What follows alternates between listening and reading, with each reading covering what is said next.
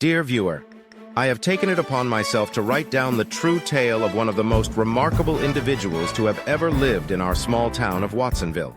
Her name was Charley Parkhurst, also known as One-Eyed Charley, and this is her story. For over 30 years, Charley Parkhurst fooled every one of us in Watsonville. She took on the guise of a man, and not just any man, but one of the toughest men in town. Her trade was the highly dangerous occupation of stagecoach driver for the prestigious company Wells Fargo.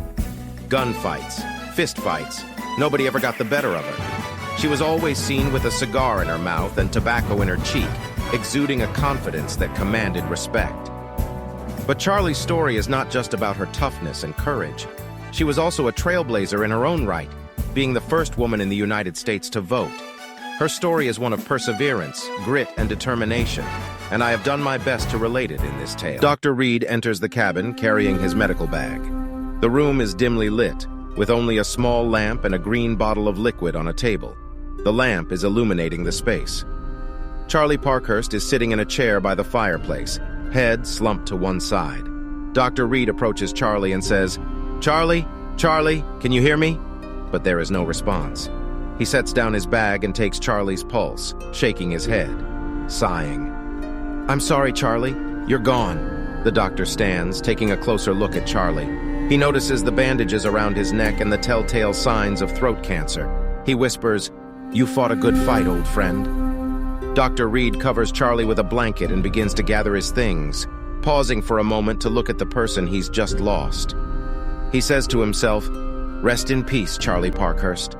Your secrets are safe with you." 1824. New Hampshire. Two young girls, one Caucasian and a little bit plump, and the other a Native American from the Nipmuc Nation, play and giggle. They abruptly stop and run to the white picket fence. A four-horse stagecoach arrives at the orphanage. The drivers jump to the ground. One of the drivers approaches the stagecoach door and opens it. The other climbs onto the roof, grabs two large suitcases and throws them to the ground. He then climbs down.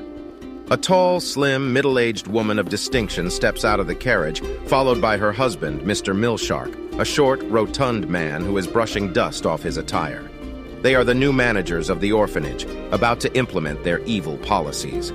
Later that afternoon, the Millsharks sit in their chairs at the dining room table, whispering to each other with sly grins on their faces. Two of the orphans are clearing the plates from the table. Mr. Millshark takes out two Cuban cigars from his pocket. He offers one to Mrs. Millshark, but she declines. Mr. Millshark lights his cigar and says, "Can you believe it, dear? We're finally the managers of this orphanage." Mrs. Millshark responds, "I know, it's perfect. The children are completely at our mercy." Mr. Millshark continues, "Exactly. We can finally put our plan into action, take control, and we can start making some real money." Mrs. Millshark, pressing the creases down on her dress, said, "We'll sell them off to the highest bidder, use them for cheap labor. The possibilities are endless." Mr. Millshark, grinning, replied, "And no one will ever suspect a thing. We'll make sure to keep up appearances, play the role of loving caretakers, and we'll make sure to isolate them from the outside world. No one will ever know what we're doing here. We'll also increase the workload and punishment for any misbehavior. I'll start by cutting the funding for education and nutrition to the bare minimum." Nurse Tyler enters the dining room, followed by a 15-year-old girl named Charley and a short, stunted male known as Little Tim the Mouse. Charley places a bowl of hot rabbit stew at Nurse Tyler's place. Sitting in her seat, Nurse Tyler asks, "Do I hear cost-cutting?" Meanwhile, Mr. Millshark enjoys the flavor of his Cuban cigar and blows smoke rings into the air through his oval-shaped lips. "Yes, your eavesdropping is quite correct. I have gone through the books and figures don't lie. The orphanage is heading towards bankruptcy. We're going to have to make cutbacks." Nurse Tyler dipped her bread into the stew, blew on the liquid to cool it down, and then took a delectable sip. Turning to both the Millsharks, she said, "Oh, great. Because cutting costs is exactly what orphan children need. We're just trying to keep the orphanage afloat. We have to make some tough decisions." Nurse Tyler looked concerned. "Well, I'm sure the children will be comforted to know they're just items on a budget sheet. Bravo. We understand your concerns, but we have to think about the future of the orphanage." "I'm thinking about the future of these children. They've already been dealt a tough hand in life, And now you want to take away the stability and security they found here? You call that thinking about the future? I call it cruel. Indeed. That stew was a delight to the senses, was it not? The tenderness of the rabbit meat combined with the savory spices was nothing short of celestial. I dare say it was a repast fit for royalty. But pray to tell the manner in which you procured such succulent fare. Nurse Tyler, turning to Charlie with a wry smile on her face. Charlie caught them. Didn't you, Charlie? Charlie's eyes flickered from left to right with a slight nervous twitch. Mrs. Milshark twirled the end of her hair and said, Cat got your tongue, child? Come, tell us how you obtained the game. Charlie, my dear child, come here. Charlie approached the table. Charlie, have you heard of the crime of poaching rabbits? Yes, Mrs. Milshark. It's the act of catching rabbits that is not legal. Precisely, Charlie, precisely, and I must tell you it is a most heinous offense. Leaving Charlie in a state of shock. An offense? How so? No, Mrs. Milshark, not poaching. Farmer Tanner, who owns the field, has given his permission. He says they are a pest and eat his vegetable garden. Mrs. Milshark continued, Don't be truculent with me, young lady. Poaching, I must insist. Some engage in this practice without a second thought. It is a blight upon our society, and it is a hanging offense. Charlie gasps in shock. Nurse Tyler interjects, Please don't scare the children. Mrs. Milshark responds, I'll do more than just scare them. Mr. Milshark continues, Yes, my child. The law is clear on this matter.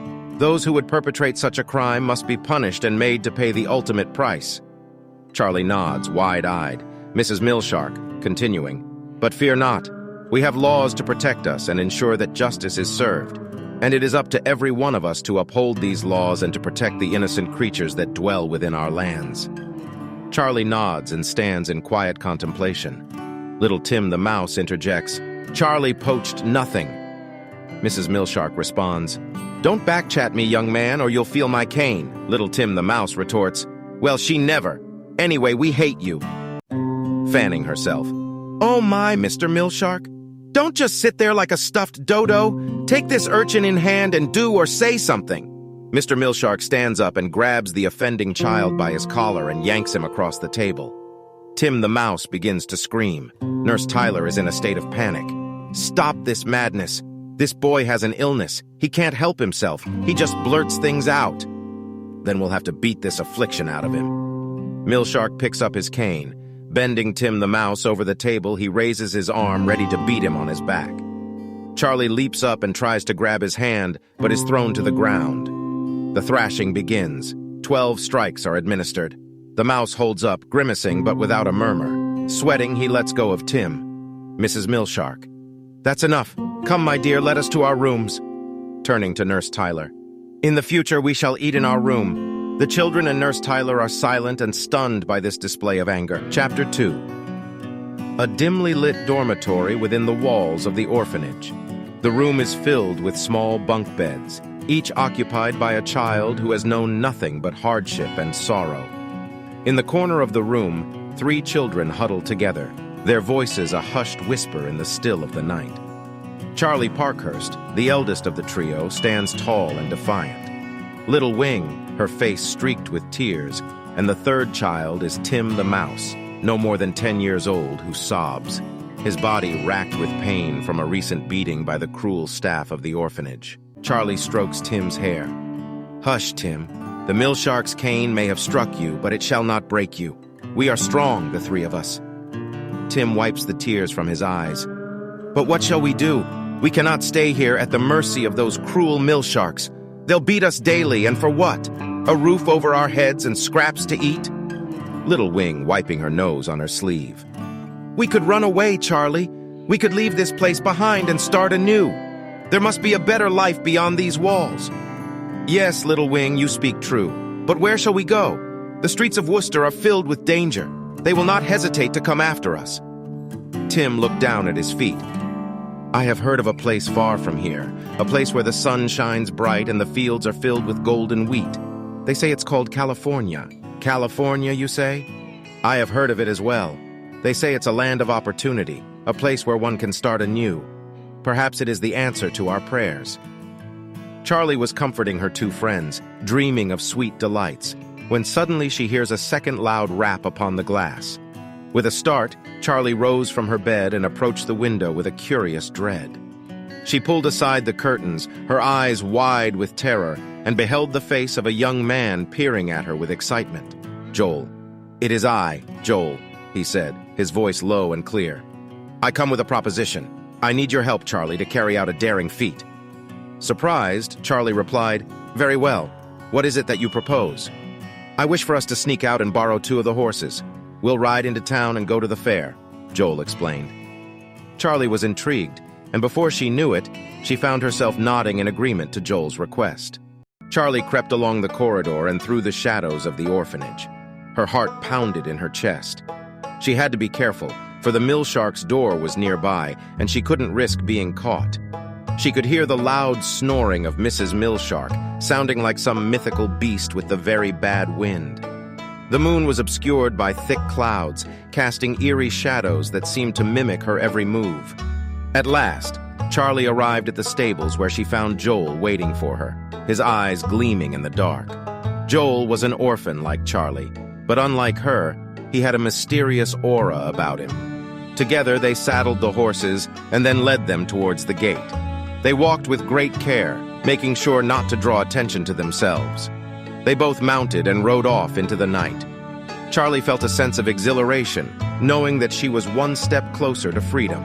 They both ride up to a stable with a sign, squeaking and banging in the wind. There was some writing on it with some misspelt wording. "Park and feed for a day for 25 cents, including oats." The stable hand was in his later years with a gnarled, weathered face and chewing tobacco. Standing up, stretching his back, spitting onto the ground a large wad of brown sludge, he said, "Don't get many black folks round here. What can I do you for?" Charlie leaned forward over the horse's neck and asked, "Can you tie the horses for the day?" The stable hand, rubbing the brown sludge into the ground with his boot, replied, "That's 50 cents. Joel took 2 quarters from his pocket and pressed them into the stable hand's hand. He bit the coins and spat before nodding. The stable hand said, 24 hours. If you're not back, I'll assume you're dead, and I'll sell these beasts. Here, have your tickets. The Pinto is number 24 and the Gray is 25. Have a good day."